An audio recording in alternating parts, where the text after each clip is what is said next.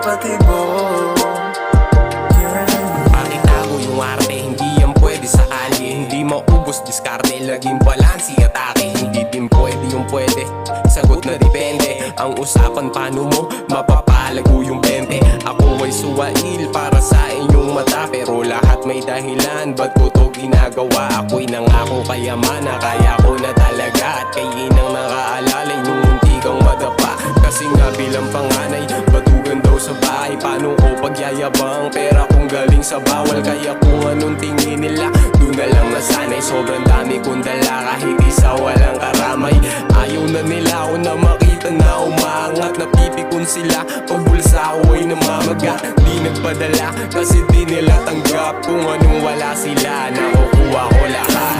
Ano pinilit kong gawin, mga pangarap na nakita rin sa salamin. Kasalanan na sa'yo, ako ay sana rin. Buhay sinangla, huwag mo munang singilin. Ako'y batang may puso, pag nawala mo kasunod. Buhay kinulong, sa ginawa na patibok. Bukas makalawa, baka di na kita kausap. Baka kabilang na ako sa nanunood sa ulap, o kaya demonyo na nagbubulong sa utak.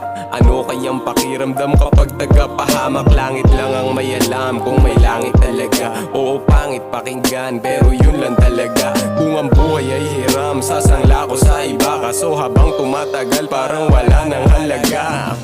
Kung may dapat lang ako na sambahin, yung sarili ko na lang, wag mong mamasamain. Alam ko yung sakripisyo ko't pagiging totoo, dahil ako lang ang Diyos sa sarili kong mundo. Kaya ayokong magtiwala, ayokong maniwala, ayokong makinig sa opinyon at panukala. Wala akong alam kundi gumantilan ng bala. Dugo ko pa rin ba yung didilig sa may kalsada? Ano pinilit kong gawin, mga pangarap na nakita rin sa salamin. Kasalanan na sa'yo, ako ay sana rin. Buhay sinangla, huwag mo munang singilin. Ako'y batang may puso, pag nawala mo kasunod. Buhay kinulong, sa ginawa na patibok.